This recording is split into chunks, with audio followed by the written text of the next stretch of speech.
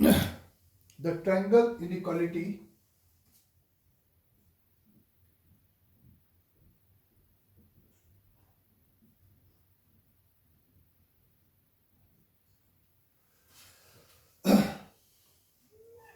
जैसा कि हमें ये बात पता है कि अगर ये एक ट्रायंगल है ए बी सी, अगर इसकी ये अपोजिट लेंथ ए है और ये अपोजिट लेंथ बी है और ये अपोजिट लेंथ सी है, तो the sum of the any two side will be greater than the third side, b plus c greater than a, c plus a greater than b, or is the a minus b is lesser than c, is the a b minus c is lesser than a, and the c minus a is lesser than b. ये आपका simply triangle inequality होता है। उसके अलावा आपको ये बात भी थोड़ा सा फील कर सकते हो कि अगर ये B और C एक फिक्स पॉइंट है और A अगर इस प्लेन में कहीं पे भी मूव कर रहा है तो आइदर ये और ये इनइक्वालिटीज होल्ड करेगी। अगर आपका A जस्ट इस लाइन पर आ जाए तो ये AB आपका C था और ये लेंथ आपका A था, तो यहाँ पे आप कह सकते हो C प्लस A, ये लेंथ सॉरी B था, ये वाली AC की वैल्यू B थी, तो C plus A is equal to the B हो जाएगा, C plus B is equal to इस केस में A हो जाएगा। ठीक है यहाँ तक। फिर सिमिलरली अगर आप कहते हो कि B और C ये दो पॉइंट है और A अगर इसके कोलिनियर है, तो अगर इंटरनल डिवीजन A डिवाइड कर रहा है B और C को, तो इंटरनली में वो मिड पॉइंट की बात नहीं कर रहा, वो कहीं पे भी इस लाइन सेगमेंट पे हो, तो C plus B is equal to the A, यानी कि B से C के बीच में एक लाइन पे अगर सेगमेंट पे है तो ये इक्वलिटी होल्ड करेगी। फिर उसके अलावा B और C अगर यहाँ पर है और A आपका अगर इसी लाइन पे अभी भी बाहर है, तो आपको पता है कि ये AB यानी कि C और ये C से A यानी कि B और B से C A, अभी भी ये सम आपका A से क्या होगा, बड़ा होगा। लेकिन इस केस में अगर आप देखोगे कि इस C और B का जो डिफरेंस है, इस C और B का जो सिंपली डिफरेंस है, वो आपका किसके बराबर होगा, A के बराबर होगा। और यहाँ पर C और B का जो डिफरेंस है, यानी कि इसका और इसका डिफरेंस ऑब्वियस है इससे छोटा ही नंबर होगा, तो ये लेसर देन A होगा इस केस में।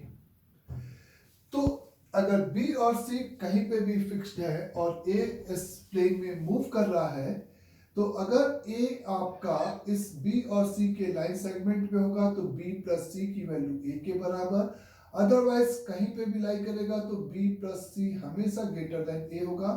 अगर इस रे यानी कि B और C को मिलाने वाली लाइन के B और C के बाहर अगर लाई कर रहा है तो डिफरेंस में इक्वल होगा, अदरवाइज द सम हमेशा अभी भी ग्रेटर देन होगा। और अगर कोलिनियर नहीं है तो ये और ये तो दोनों ही चीज हमेशा अप्लीकेबल होंगी। अंडरस्टैंड यहाँ तक एक बात।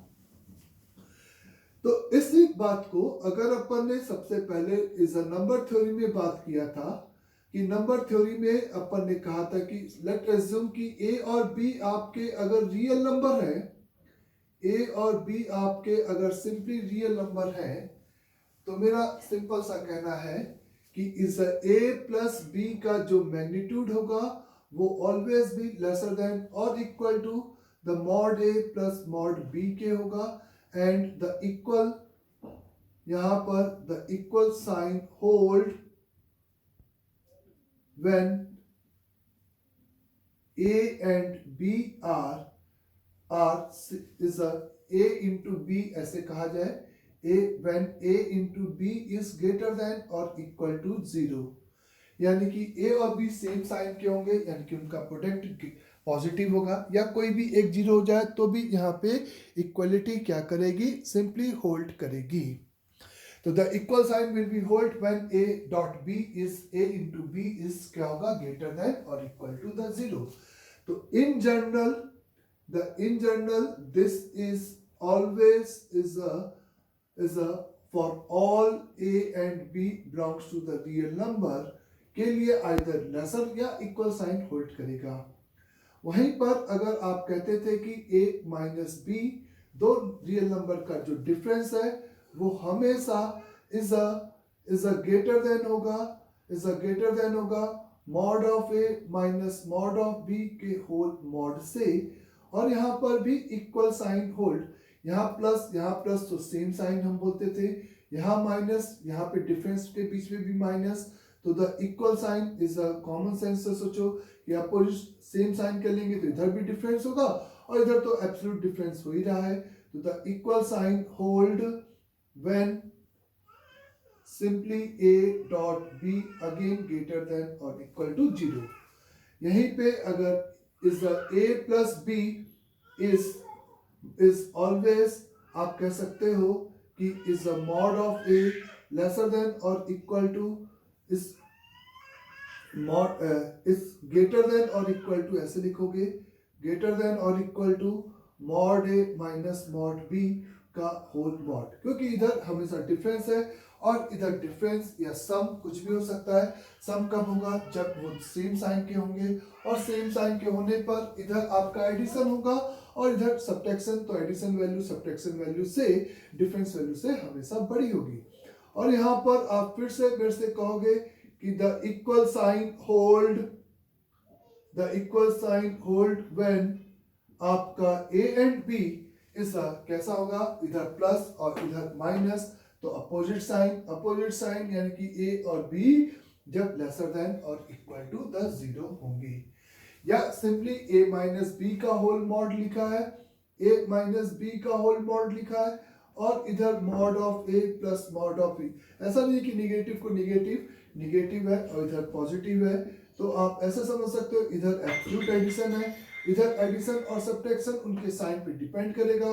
जब एडिशन होगा तो इक्वल साइन, जब डिफरेंस होगा तो छोटा हो जाएगा। तो यहाँ पे आप फिर से मेरे से कह सकते हो कि the equal sign hold when a and b जो होंगे वो आपके कैसे होंगे?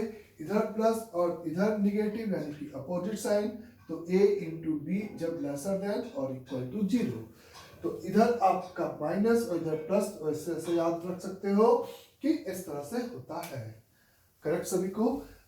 तो ये हमेशा के लिए ट्रू होता है। ये सिंपल आपका रियल नंबर में हम लोग ने इनइक्वालिटीज बोला था, और ये ट्रायंगल इनइक्वालिटीज इस तरीके से आपको बताई गई है। अच्छा, ऐसे ही कुछ चीजें आपको वेक्टर के फॉर्म में बताई गई थी। Is the sum of the two vector के मैग्नीट्यूड की जब हमने बात किया था, sum of the two vector के मैग्नीट्यूड की जब अपन ने बात किया था कि एक वेक्टर a है और एक वेक्टर b है, उसका दो वेक्टर के सम का जो मैग्नीट्यूड होगा वो हमेशा लेसर देन और equal to mod of a plus mod of b, इस तरीके से वेक्टर के मैग्नीट्यूड के सम के बराबर होगा। और the equal sign hold when, यहाँ पे कब होगा बच्चे? जब a and b are parallel to the each other. a और b सेम डायरेक्शन के वेक्टर होंगे, यहाँ पे ये वेक्टर थे, तो जब a और b सेम डायरेक्शन के वेक्टर होंगे तब आप ऐसा कह सकते हो कि the equal sign will be hold when a and b are the, क्या हो जाए? Same, is the parallel vector.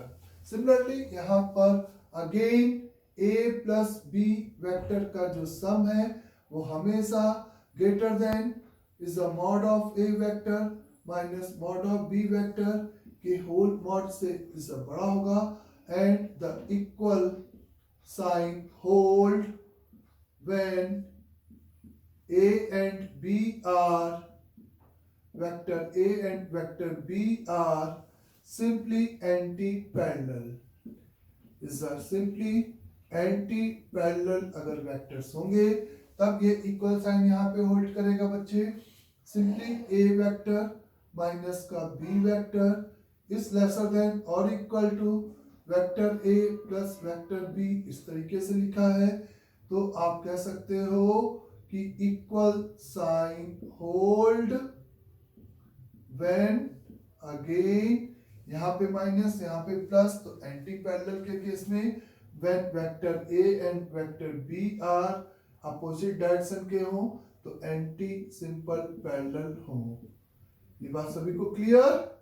और इसी तरीके से a माइनस बी का डिफरेंस हमेशा ग्रेटर देन और equal to mod of a minus mod of b के होल मॉड से इस तरीके से होगा। और इक्वल साइन यहाँ पे होल्ड कब करता था बच्चे? The equal sign hold when a and b are parallel to the each other vector।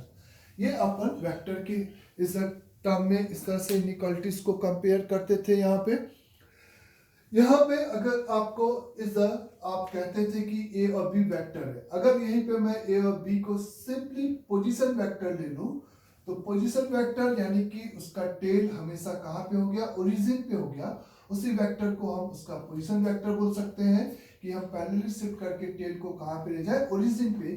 तो हेड उसका क्या बता देगा? Position vector. तो A और B आर पैरेलल, तो यानी कि आप कह सकते हो कि स्पेस में ये ओरिजिन है और अगर ये point A of A position vector है तो A और B के पैरेलल होने का मतलब कि इसी डायरेक्शन में आपका B पॉइंट भी कहीं पे भी लाई कर रहा है। वो यहाँ पे अगर B का उस केस में लोकस की बात करें तो B पोजीशन वेक्टर यहाँ पे कहीं पे भी लाई कर सकता है। आया सबको समझे? जब आप equal sign and anti parallel की बात करते हो तो स्पेस में ये आपका ओरिजिन है और अगर A एक पोजीशन वेक्टर को रिप्रेजेंट कर रहा है तो आप मेरे से कह सकते हो कि इसी के अपोजिट कहीं पर भी आपका B of B position vector lie करेगा और इस तरीके से ये आपके सिंपली यहाँ पर क्या हो जाएंगे? एंटी पैरेलल हो जाएंगे। तो पोजीशन वेक्टर के टर्म में उनका सिंपली टेल आपका फिक्स हो जाता है। ये बात क्लियर यहाँ तक अच्छे से? नाउ अब इस बात को हम कॉम्प्लेक्स नंबर में कैसे बोलते हैं? भाई कॉम्प्लेक्स नंबर में आप कहते थे कि Z1 और Z2 बेसिकली इज कुछ नया कुछ भी नहीं है। अगर आप फील करो तो नया कुछ भी नहीं है कि Z1 और Z2 बेसिकली क्या है? पोजीशन वेक्टर है या कोऑर्डिनेट है या पॉइंट के क्या है? पोजीशंस बताते हैं आर्गेंट प्लेन में। और आर्गेंट प्लेन आपका similar to the XY plane ही होता है, यानी कि आप कह सकते हो 2D में उस पॉइंट की क्या बताता है? पोजीशन को डिस्क्राइब करता है। तो कोई भी इज Z1 एंड Z2, अगर Z1 and Z2 are any two complex number, कोई भी दो कॉम्प्लेक्स नंबर हैं, तो हम बोल सकते हैं कि Z1 और Z2 इस तरीके से आपके यहाँ पर किसको रिप्रेजेंट कर रहे हैं? पोजीशन वेक्टर्स को रिप्रेजेंट कर रहे हैं इस XY प्लेन में। भाई वेक्टर स्पेस में पोजीशन वेक्टर को रिप्रेजेंट करता है और is the ordered pair is the XY plane में। तो Z1 और Z2 आपको कहा गया कि कार्टेशियन आर्गेंट प्लेन में एक पॉइंट को रिप्रेजेंट करने वाले पॉइंट्स हैं। तो इसका मतलब मैं यहाँ पे इसके लिए ये स्टेटमेंट लिख सकता हूं कि Z1 प्लस Z2 का whole mod is always be lesser than और equal to the mod of Z1 plus mod of Z2। Mod of Z1 plus mod of Z2। अब आप कहोगे कि ये इज अ इक्वल साइन कब hold करेगा यहाँ पे? तो आपको Z1 और Z2 का ओरिजिन सेम डायरेक्शन में हो। सेम डायरेक्शन में होने का मतलब यही है कि द इक्वल साइन होल्ड, यहां पर the equal sign hold when simply कब ऐसा होगा बच्चे? व्हेन आप कहोगे कि आर्गुमेंट ऑफ Z1, क्योंकि दोनों ओरिजिन से सेम डायरेक्शन में हो, इज Z1 और Z2, तो सिंपली आप इस तरीके से ये इज XY प्लेन में या आर्गेंट प्लेन में ओरिजिन है और Z1 अगर यहाँ पे है तो Z2 भी इसी लाइन में कहीं पे भी हो सकता है। तो इसका मतलब उस स्टेटमेंट को हम लोग लिख सकते हैं कि argument of Z1 is equal to argument of Z2, ऐसा फील कर सकते हो। या सिंपली आप plus 2k pi is 2k pi is nothing else कि आप एक तरफ से एक बार इंक्लाइनेशन 30 डिग्री बोले और एक बार 2 पाई प्लस 30 बोल दो, उससे कोई फर्क नहीं पड़ेगा। और इस स्टेटमेंट से ये बात क्लियर है कि argument of Z1 minus argument of Z2 is equal to the 2k pi हो गया। इस आपको पता है कि argument of Z1 upon Z2, इसको लॉग की जैसे आर्गुमेंट प्रॉपर्टीज को यूज करते थे। तो यहां से ये बात क्लियर कि ये 2k पाई, यानी कि अगर हमें एक नए कॉम्प्लेक्स नंबर के बारे में पता करना है, और वो कॉम्प्लेक्स नंबर सिंपली कौन सा कॉम्प्लेक्स नंबर है, Z1 अपॉन Z2 अगर है, तो आप कह सकते हो कि Z1 अपॉन Z2 का आर्गुमेंट 2k पाई। 2k पाई तो जनरलाइज फॉर्म है, प्रिंसिपल आर्गुमेंट कितना हो गया, 0। यानी कि यहां से हम ये स्टेटमेंट दे सकते हैं that Z1 upon Z2 is, किसके लिए, इक्वल साइन होल्ड करने के लिए। यानी कि सिंपली अगर आप किस इक्वेशन की बात कर रहे हो, आप बात कर रहे हो Z1 प्लस Z2 का होल मॉड। अगर दो कॉम्प्लेक्स नंबर का whole mod is the mod of Z1 plus mod of Z2 है, तो इस इक्वेशन की पर्टिकुलरली यहां पे बात करने की अभी कोशिश कर रहे हो। अंडरस्टैंड सभी को कि Z1 upon Z2 is simply purely is a positive real number, is a purely positive real number। ये अच्छे से फील हुआ सभी को। तो Z1 upon Z2 is simply purely positive real number. Positive क्यों लगाया, क्योंकि उसका जो आर्गुमेंट है वो कितने के बराबर है, 2k पाई के बराबर है। ये मैंने वेक्टर को कॉम्प्लेक्स नंबर में शिफ्ट करते हुए इस एनालॉजी से अभी आपको यहाँ पर ये बात फील कराई है। तो इसी के अलावा this is true for and this is true for in fact all Z1 and Z2 belonging to the complex number। इस कोई भी दो कॉम्प्लेक्स नंबर लो, चाहे वो प्योरली रियल लो चाहे इमेजिनरी लो, चाहे a1 प्लस आयोटा b1 और a2 प्लस आयोटा b2 लो, उसके लिए हम इस तरीके की चीजें यहाँ पे फील कर सकते हैं। तो ये इक्वेशन देगा तो ये पूछ सकते हैं, ये स्टेटमेंट पूछा जा सकता है, और ऐसे कुछ भी आपको इसका कंक्लूड करने के लिए आ सकता है। अगेन द नेक्स्ट इज, अगर आपको कहा जाए यहाँ पे कि आर्गुमेंट ऑफ मतलब mod of Z1 plus Z2 is always B greater then mod of Z1 plus mod of difference, यानी कि बच्चे mod of Z1 minus mod of Z2 से के डिफरेंस से ये डिफरेंस हमेशा बड़ा होगा सम। क्यों ऐसा बोला मैंने, ऐसा फिर से इसी को यहाँ पे बोला है। और ऐसा होने के लिए द इक्वल साइन होल्ड, यानी कि Z1 प्लस Z2 की value simply mod of Z1 minus mod of Z2 के whole mod, the equal sign hold, यानी कि this equation will be hold, the this is hold, कब hold करेगा, simply when is the Z1 and Z2, आप इस तरह से यहाँ पर Z1 कहीं पर भी है और ये ओरिजिन है, तो इसका ये पोजीशन वेक्टर हो गया। यहाँ प्लस यहाँ माइनस तो अपोजिट होना है, यहाँ पे अपोजिट होने का मतलब अपोजिट डायरेक्शन में होना है, और अपोजिट डायरेक्शन में होने का मतलब कि इसका आर्गुमेंट और इसके आर्गुमेंट में कितने का फेज डिफरेंस होना है, पाई का फेज डिफरेंस होना है। तो यानी कि the equal sign is hold when argument के टर्म में अगर बोला जाए कि argument of Z1 is a minus argument of Z2 is equate with simply is a 2k pi plus pi, odd pi, क्योंकि pi एक फेज डिफरेंस था और उसको सिंपली तुमने जनरलाइज कर दिया। तो यहाँ पर तुम्हें मिलेगा आर्गुमेंट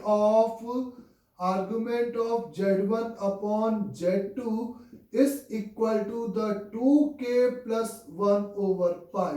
इस तरीके का ये आपको मिलेगा। ऑड पाई यानी कि इस पोजीशन हो गई Z1 अपॉन Z2, हम नए कॉम्प्लेक्स नंबर की लोकेट कर रहे हैं, तो आप कह सकते हो यहाँ पे Z1 upon Z2 will be, the Z1 upon Z2 will be is again purely negative real number, आपको Z1 अपॉन Z2 एक प्योरली निगेटिव रियल नंबर होगा, ये स्टेटमेंट इज वैलिड हो गया है। तो इस टाइप से यहाँ पर इक्वलिटी थी। अब इसी का आपको समझ में आ गया कि सिंपल अगर मैंने आपको इक्वेशन दिया है, इज सिंपली अगर मैंने आपको इक्वेशन दिया बच्चे यहाँ पे कि यहाँ पे भी बीच में माइनस और यहाँ पे भी बीच में माइनस लगा है, तो आप अब आराम से आइदर इक्वल एंटी पैरेलल या पैरेलल होने की बात इस तरीके से फील कर सकते हो। बोलो, और वो कैसे डिसाइड करेंगे? बीच में इधर भी प्लस और इधर भी प्लस तो सेम डायरेक्शन, इधर प्लस और यहाँ पे डिफरेंस में बीच में माइनस तो अपोजिट डायरेक्शन। सिंपल, यहाँ पे माइनस तो सेम डायरेक्शन, और यहाँ पे प्लस और यहाँ पे माइनस तो इस तरीके से, ऐसा फिर से अपोजिट डायरेक्शन यानी कि आर्गुमेंट इस तरीके से बोल सकते हो। या उन दो कॉम्प्लेक्स नंबर का जो ratio of the complex number है उसके बारे में कह सकते हो is the purely real complex होगा, और एक बार उसका रियल पार्ट पॉजिटिव होगा और एक बार उसका जो रियल पार्ट होगा वो सिंपली वहां पर निगेटिव होगा। अंडरस्टैंड यहां तक सभी को अच्छे से? नाउ इसी बात को हम एक और तरीके से यहाँ पे फील करते हैं। पहला तरीका, एक तो अपन ने इस तरह से वेक्टर की एनालॉजी से प्रूफ किया। अपन कहते हैं कि Z1 upon Z2 is equal to mod of Z1 plus mod of Z2। ये रिलेशन कब होल्ड करेगा? यही बात चर्चा चल रही है। तो ये रिलेशन कब होल्ड करेगा? तो Z1 प्लस Z2 का mod Z1 plus mod Z2 अगर है तो आप कह सकते हो कि बोथ साइड आप स्क्वायरिंग करने के लिए फ्री हो। तो Z1 प्लस Z2 का whole square is a mod of Z1 plus mod of Z2 का is a whole square. This is hold when mod of Z1 का square plus mod of Z2 का whole square plus आपको पता है sum of the complex number के magnitude का whole square के लिए चार term Z1 into Z2 bar plus Z2 into Z1 bar is equal to mod Z1 का स्क्वायर मॉड Z2 का होल स्क्वायर प्लस यहाँ पे Z1 into Z2 bar plus Z2 into Z1 बार। ऐसा आप लिख सकते हो। सॉरी ये आपका सिंपल A प्लस B का होल स्क्वायर होगा, तो ये 2 मॉड Z1 Z2 ही कहलाएगा। इसके अलावा इसमें और कोई भी टर्म यहाँ पर नहीं आएंगे। तो सिंपली ये आपका यहाँ पर और ये इस तरह से आपका कैंसिल हो गया बच्चे, एक स्टेटमेंट। तो आपके पास बचा क्या यहाँ पे? Z1 Z2 bar plus Z2 Z1 bar is equal to the 2 of mod Z1 mod Z2। बोलो, ये बात क्लियर सभी को? यहाँ पे mod Z1 into mod Z2 इस तरीके की चीजें बची हैं। यहां से आप Z1 बार कॉमन निकाल दो, Z2 बार कॉमन निकाल दो, तो आप यहाँ पे क्या मिलता है आपको? इसका थोड़ा सा यहाँ पर Z1 प्लस Z2 का magnitude is equal to mod Z1 plus mod Z2 है, और अपन चाह रहे थे कि इक्वेशन की हेल्प से अपन इसको प्रूफ करें कि Z1 अपॉन Z2 एक क्या होगा? प्योरली रियल नंबर होगा। तो उसके लिए बोथ साइड स्क्वायरिंग किया। इधर स्क्वायरिंग के लिए ये फॉर्मूला लगेगा और इधर सिंपल a प्लस बी का whole square a square plus B square plus 2ab आएगा। अंडरस्टैंड यहाँ तक? फिर आप यहाँ पर इसको Z1 Z2 bar plus Z2 Z1 बार प्लस 2 Z1 Z2 आ गया इस तरीके से। और अगर आपने Z1 बार और Z2 बार को कॉमन निकाल दिया, Z1 बार और Z2 बार को यहाँ पे कॉमन निकाल दिया, तो यहाँ पे Z1 अपॉन क्या आ जाएगा? Z1 बार नहीं कुछ तो गड़बड़ हो रहा है बच्चे, आराम से करते हैं अपन, है ना? अपन को Z1 अपॉन Z2 चाहिए, तो Z1 इसको मैंने लिखा मॉड Z2 का होल स्क्वायर अपॉन Z2, चलेगा ऐसा? मॉड Z2 का होल स्क्वायर, क्योंकि Z2 इंटू Z2 बार ऐसा होता है। ये आपके पास Z2 को तुमने लिखा Z2 को तुमने लिखा मॉड Z2 का होल स्क्वायर अपॉन Z2 का बार इंटू Z1 का बार बराबर 2 मॉड Z1 Z2। चलो Z1 अपॉन Z2 हो गया प्लस यहां पे क्या आएगा, Z1 अपॉन Z2 का होल कॉन्जुगेट हो गया। और यहां पर आपको क्या मिलेगा बच्चे, आप समझ रहे हो, आपने मॉड Z2 के स्क्वायर से बोथ साइड डिवाइड किया, is equal to 2 of Z1 upon Z2 ऐसा मिल जाएगा। सिंपल सी बात है यहाँ पे, अच्छे से क्लियर। अगर आप चाहते थे कि Z1 अपॉन Z2 के बारे में पता करना चाहते थे कि वो कैसा कॉम्प्लेक्स नंबर है, तो Z1 अपॉन Z2 को तुमने सिंपली यहाँ पर x प्लस आयोटा y, जिसका हमें बारे में प्रूफ करना है कि वो कॉम्प्लेक्स नंबर कैसा है ऑप्शंस के हिसाब से, उसी को मैंने x प्लस आयोटा y लिया। यानी कि मैं ये नहीं किया कि x1 को Z1 को x1 प्लस आयोटा y1 और x2 प्लस आयोटा y। तो यहाँ पर आपके क्या हो जाएगा, x plus iota y plus x minus iota y is equal to 2 into under root over X square plus Y square. ये और ये मर गया बच्चे, 2x is equal the 2 under root over X square plus Y square, तो ये मर गया। चूंकि अंडर रूट एक पॉजिटिव नंबर है तो x सिंपली एक पॉजिटिव नंबर होगा, एक बात। और बोथ साइड आप स्क्वायरिंग कर सकते हो, X square plus Y square, तो y इज इक्वल टू 0। तो y 0 और x पॉजिटिव, यानी कि इट्स हैज प्रूव्ड कि Z1 upon Z2 is purely is again positive real number. यही हमें प्रूफ करना था। तो मेरा कहना है कि एक और तरीका है जो कि इज मैथमेटिकली, ये फील से किया, ये मैथमेटिकली अपन ने जिस Z1 अपॉन Z2 के लोकस की बात हुई थी, एक वर्ड यूज कर रहा हूं सिंपल लोकस, क्योंकि ये आप यही बता रहे हो ना कि Z1 upon Z2 number line पे या आर्गेंट प्लेन पे कहां पे लाई करेगा। आप Z1 और Z2 का लोकस नहीं प्लॉट कर रहे हो, Z1 और Z2 कुछ भी हो, अगर इस रिलेशन को सेटिस्फाइड कर रहे हैं तो आप लोकस डिफाइन कर रहे हो किसका, Z1 अपॉन Z2 का। यहां पर सिंपली लोकस इस तरीके से प्लॉट कर रहे हो। तो ये एक और तरीका होता है जिसको हम लोग कंक्लूड कर सकते हैं इस तरीके से। लेकिन अगर ये बात हमें पहले से पता है कि ये इक्वलिटी इस रिलेशन में दो कॉम्प्लेक्स नंबर के लिए कब होल्ड करती है, तो अपना काम बहुत आसानी से इस तरह से कंप्लीट हो जाएगा। कहने का मतलब आया सबको यहां तक समझ में अच्छे से। फिर अगर आपसे कहा जाए एक और इस तरीका फील करने का है, इज अ रिप्रेजेंटेशन ऑफ, इसी बात को कि representation of Z1 plus Z2 in Argand plane. ये थोड़ा सा आप फील कराने के लिए कि Z1 प्लस Z2 किस तरीके से रिप्रेजेंट होगा, कि Z1 और Z2 दो कॉम्प्लेक्स नंबर है, तो Z1 plus Z2 urgent plane में किस तरीके से प्लॉट होगा। तो मेरा सिंपल सा कहना है कि Z1 plus Z2 is the position vector का सम ऑफ द वेक्टर्स है। Z1 को मैं पोजीशन वेक्टर बोल रहा हूँ, Z2 को मैं पोजीशन वेक्टर बोल रहा हूँ।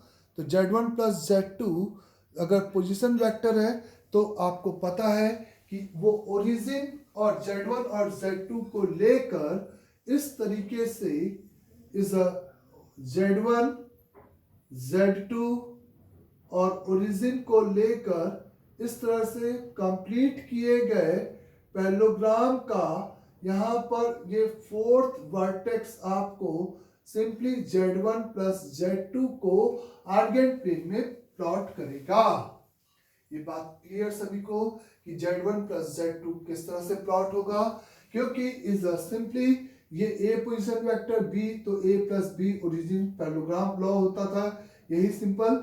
और इसका मैग्नीट्यूड यानी कि इस लाइन सेगमेंट के लेंथ को रिप्रेजेंट करना, और यहाँ पर ये इसकी लेंथ और ये Z2 का मैग्नीट्यूड और ये Z2 का मैग्नीट्यूड इस तरीके से आ जाएगा।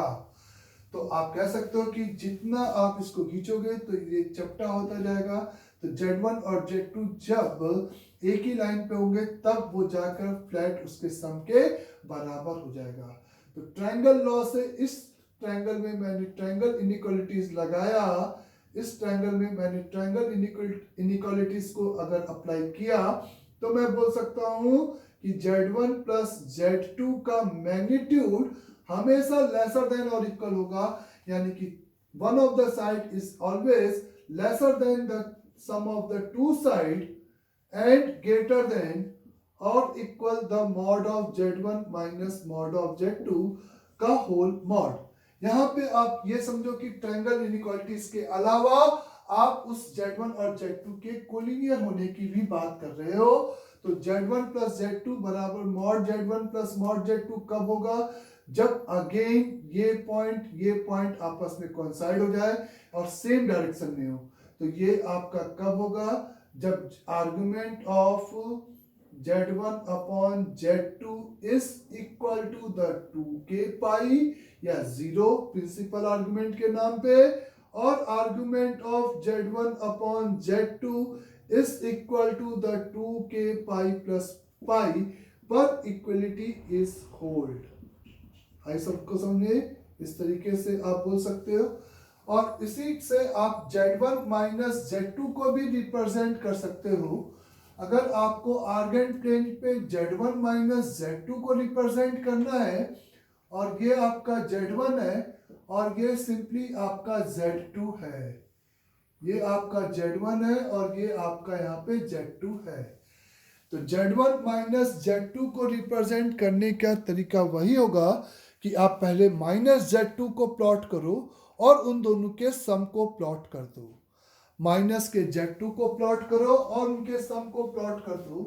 तो माइनस का Z2 यहाँ पे आएगा जस्ट अपोजिट साइड, और इसको लेकर जो इस तरीके से पैरेललोग्राम बनेगा वही आपका इधर रिप्रेजेंट करेगा पॉइंट Z1 माइनस Z2 को। वही पॉइंट आपका Z1 माइनस Z2 कहलाएगा। अंडरस्टैंड यहाँ तक अच्छे से सभी को?